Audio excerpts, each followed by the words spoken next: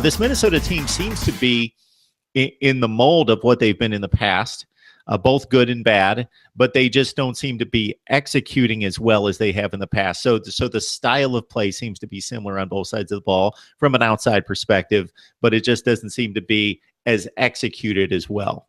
And that's a lot of that's injury related, especially on the defensive side of the ball. You look at where Minnesota's at in their secondary right now. They're without their best secondary player in Antoine Winfield Jr., their best cornerback in Keandre Thomas. They just got Duke McGee back from a 2-game suspension. He did some good things and he did some bad things against Michigan State. He looked rusty at times, and then at times he looked to be the player that we'd seen in the last 9 games, which had been playing at a very high level. But game 1 for him back from an injury, from suspension, things didn't really go as planned there. They had to move a safety to cornerback because they only have one healthy cornerback on the roster, and Antonio Chenault. As PJ Fleck said last week, Coney Durr is only about 80-85%, and it's tough to throw out a player like that, and everybody else is hurt in the secondary. So you look at where things went wrong for Minnesota against Michigan State in the run game. For me, it was their run fit from their secondary players.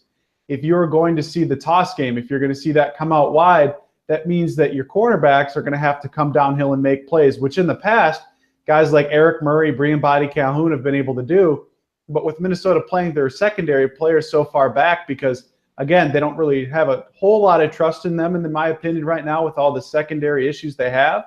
So that, the secondary players are starting 5-6 yards off the line of scrimmage. Now they have to come downhill, and on these tosses, they continually were getting caught outside, back underneath, and you see all these big gains against them. So schematically for Rob Smith, you saw things go really well for Minnesota early in the season. It's because they were healthy.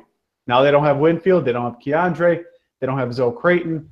They're dealing with some injuries back there, and you're seeing the lack of depth that Minnesota had already coming in really exposed